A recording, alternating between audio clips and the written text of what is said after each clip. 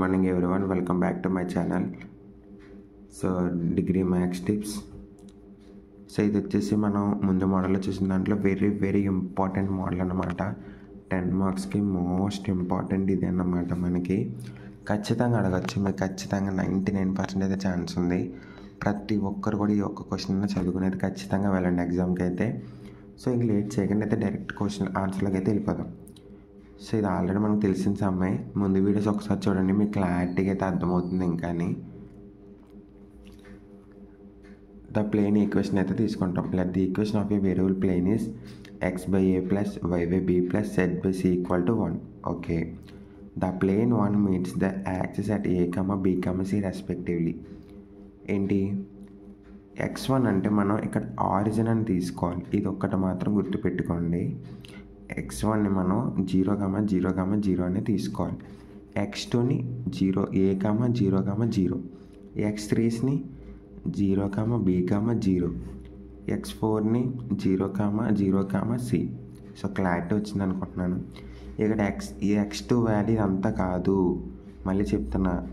x2 వచ్చేసి a, 0 వచ్చేసి y2, ఇక్కడ ఇంకో 0 వచ్చి z2, ఇక్కడ x3 0, y3 b, z3 0,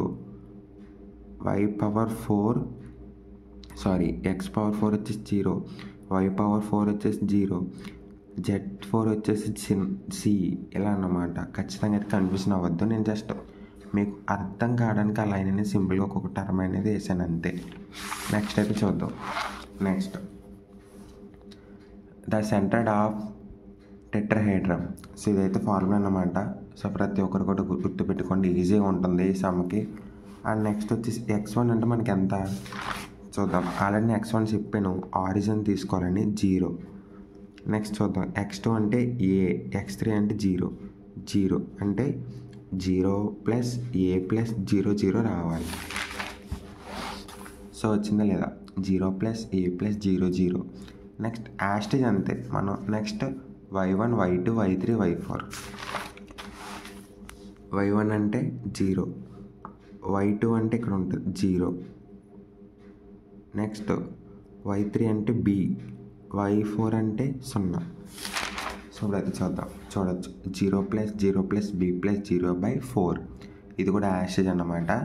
so మనకి రిమైనింగ్ జీరోస్కి వాల్యూ ఉండదు కాబట్టి a/4, b/4 అండ్ c/4 వస్తుంది. దేర్ఫోర్ సెంటర్డ్ ఆఫ్ టెట్రాయిడ్ అని అయితే రాసుకుంటాం. Next let p into x1, y1, z1 b any point on locus. So వచ్చిన దాన్ని అయితే ఇప్పుడు మనకి x1, y1, z1కి అయితే ఈక్వల్ అయితే చేసుకోవాలి. ఆన్సర్లు ఆల్రెడీ మనకు వచ్చినాయి. సో వాటిని ఇవి ఏ వాల్యూస్ గట్ట కాదు, జస్ట్ మనం ఒకటే సెంట్రాయిడ్ ఒక్కటే మనం సమ్ అయితే చేస్తాం అంతే. సో ఇవి ఏ వాల్యూస్ కాదు, ఎక్స్ వాల్యూస్ కాదు. ఇప్పుడైతే మనం ఏ వాల్యూని ఫైండ్ అవుట్ చేయాలి. x1కి a4 వస్తుంది, y1కి b4, z1కి c/4. సో వేసుకుందాం, యాస్టేజ్ చేస్తాం. a/4 equal to x1, b/4 equal to y1, c/4 equal to z1. Okay, next a is equal to 4x1, b is equal to 4y1, c is equal to 4z1. ఎలా వచ్చిందంటే, so a/4 ఉంది కదా, ఇది అనేది మనకి ఏలో వదిలేసి 4 ఆపోజిట్లో వెళ్తే కనుక మనకి డివిజన్ నుంచి మల్టిప్లై చేస్తుంది. అప్పుడు మనకి 4x1 అయితే వస్తుంది. ఇక్కడ కూడా బీని అలా వదిలేసి 4 మన అవతల సైడ్కి పంపిస్తే కనుక మనకి 4y1 అయితే వస్తుంది అన్నమాట. Next the distance of equation 1 passing through origin is p.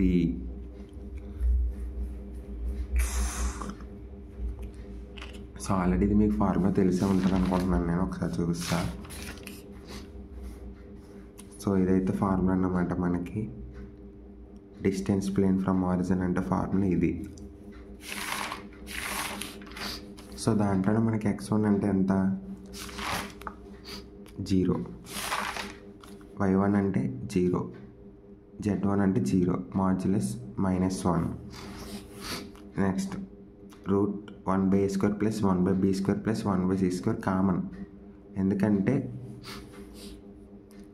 Next ఇదే డినామినేటర్ నుంచి డైరెక్ట్గా ఇందులోకి అయితే సబ్స్టిట్యూట్ చేసుకుంటాం. Next p 1/p. Modulus of -1 అంటే మనకి 1 అని అర్థం. So denominator common equal to p. ఇటు సైడ్ ఉన్నది ఇటు సైడ్కి వస్తే కనుక మనకైతే 1/p అయితే అవుతుంది. ఈ 1 అనేది ఇటుతలకి వచ్చేస్తాయి. Next squaring on both side చేస్తే మనకి ఈ స్క్వేరు ఈ రూట్ అయితే మనకి క్యాన్సిల్ అవ్వడం జరుగుతుంది. అప్పుడు మనకు మిగిలింది ఇంకా రూట్ ఉండదు. సో ఇక్కడ మాత్రం 1/p² అయితే అయిపోతుంది, ఇంకా లోపలికి వెళ్ళిపోతుంది స్క్వేర్ అనేది. నెక్స్ట్ సో యాక్చువల్లీ అయితే వచ్చింది, మన ఏం అవ్వలేదు ఇక్కడ, జస్ట్ స్క్వేర్ పోయింది అంతే.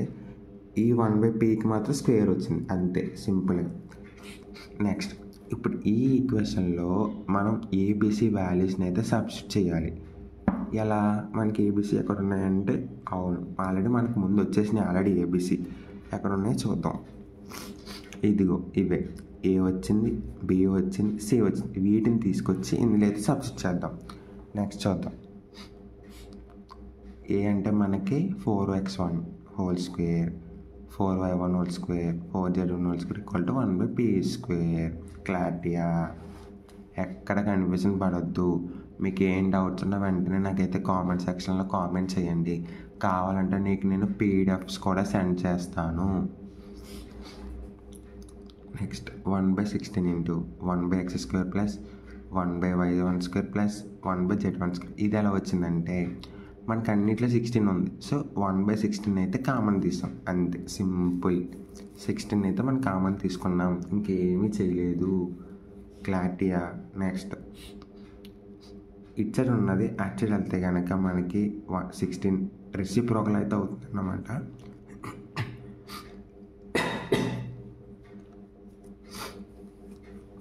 సో ఇప్పుడు ఏమవుతుంది, 16 ఇంటూ p² అవుతుంది, 16/p² వస్తుంది. ఇప్పుడు మనం దీన్ని ఎలా రాసుకోవచ్చు, 16p² అంటే మనం 16p-2 కింద రాసుకోవచ్చు. పైకి పంపిస్తాం మనం. ఇక్కడ ఏంటంటే మనకి 1కి వాల్యూ ఉండదు ఎలాగో.